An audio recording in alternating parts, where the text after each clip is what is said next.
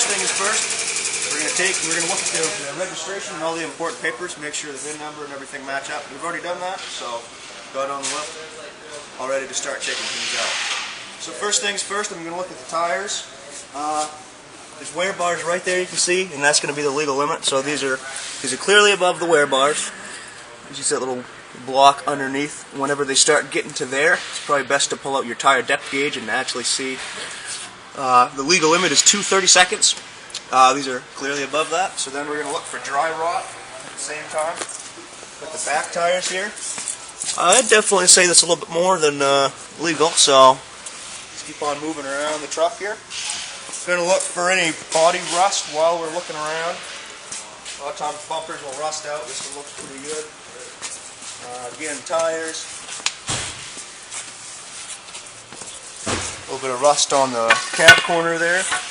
Might not be a big issue, but if it gets any worse, probably have to bail them for that, because that could let gases into the cab of the truck. Tires here again looking good. At the same time, when you're around the vehicle, just check the wipers. These ones look all right. Look all over the mirrors, the glass. Look for chips in the windshield. This one appears to have none. Look at the headlights. Make sure they're not too fogged over. A lot of times they'll get sandblasted from years of driving. And then we'll take a look at the driver and get a look to make sure all the lights work. Take a walk around the vehicle. He's got headlights, high and low beam. High and low beam. He's got all the parking lights working. Let's take a trip out to the back of the truck.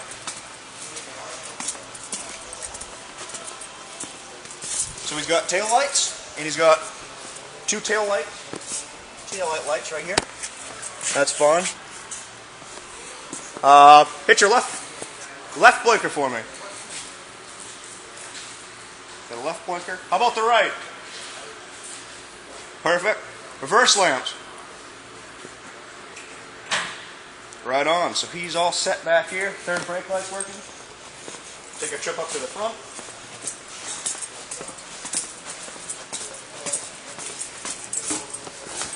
How about your left blinker? That's working. And your right? Perfect. So he's all set with the light department. How about a horn? Perfect. So now, if we look at the outside of the vehicle, we're going to start to check the vehicle's structural integrity. So we're going to jack up, check his ball joints, tie rods, A-frames, all that good stuff.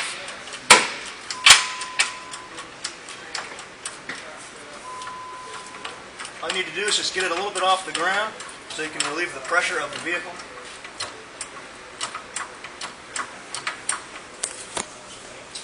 Now that I have the tires off the ground, first thing I'm going to do is roll it to hear if there's any grinding, any noise in playing the wheel bearing.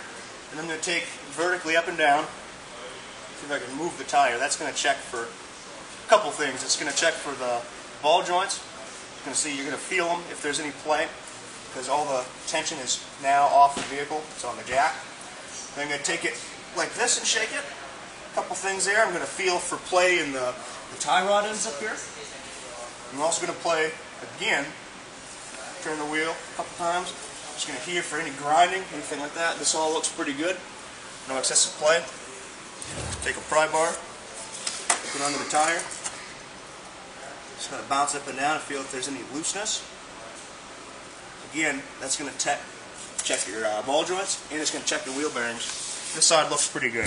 You've already gone ahead and checked this side, so put it down and check the other side.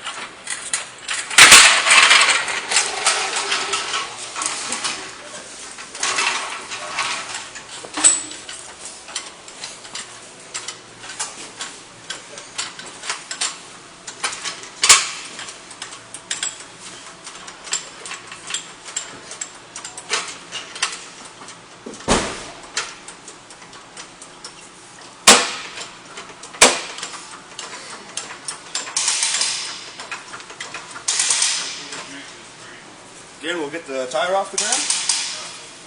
Get the tire spin. Listen for any grinding, unusual noise that shouldn't be there. Check it up vertically and horizontally.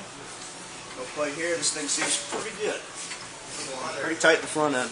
Good again with pry bar. Get underneath the tire and we're going to feel for playing the ball joints. Seems to have a little play there, but I think he's going to be alright. Going to let it down now. And the third thing I'll do to test the front suspension is what they call a dry park method. We're going to manually get in the vehicle.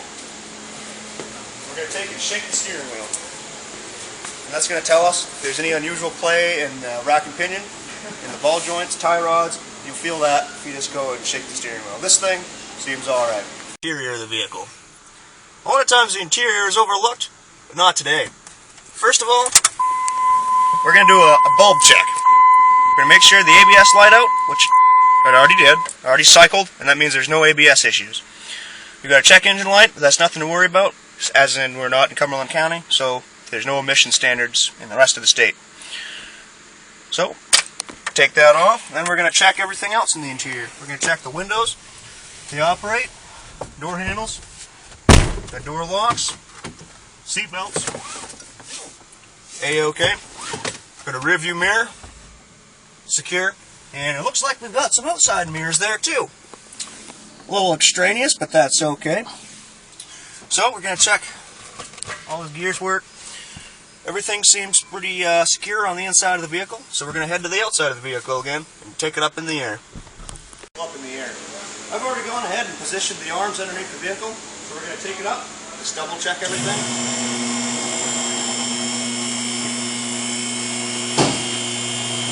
Now the first rule of thumb to bring up the vehicle in the air is to double make sure your arms are secure on the frame rail. You don't want this thing coming down when it's 10 feet up in the air, so double check all the arms. Yeah, these look good. And then one thing we do is just give it a shake test while it's low on the ground, so if there's any reason for it to fall, we'll do so now. Feels pretty secure. Let's take it up.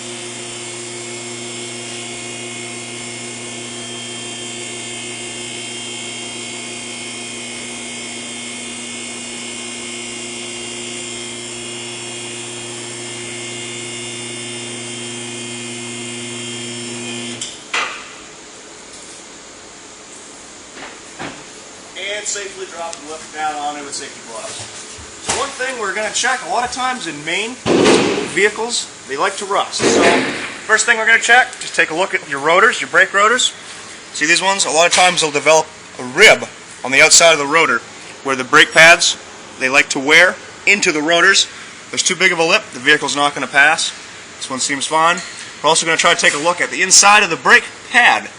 This one's kind of hard to see, but you can just barely get a good glimpse at the top through the brake caliper. So we're going to move on to the rest of the vehicle, check all the wheels. Come underneath the vehicle, take a look at the back side. Any unusual leaking from brake lines, check the brake lines for rust or corrosion.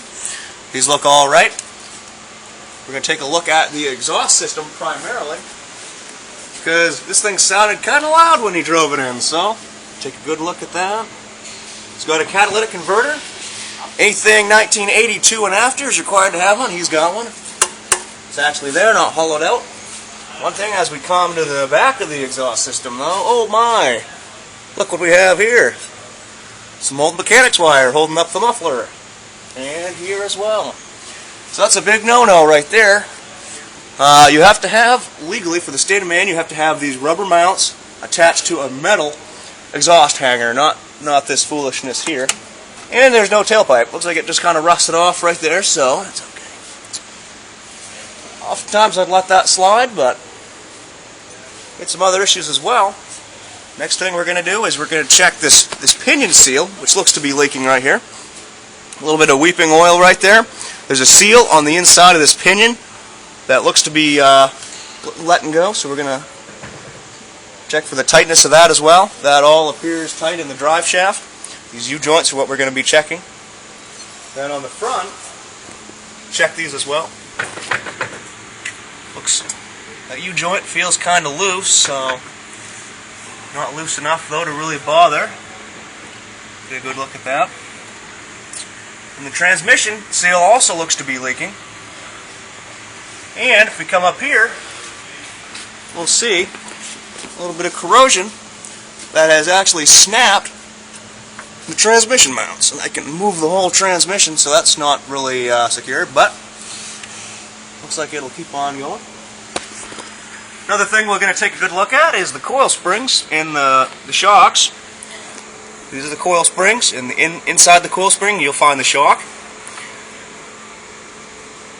And we're going to take another good look at the brake lines here. A little bit of corrosion, but no leaking brake fluid yet. So,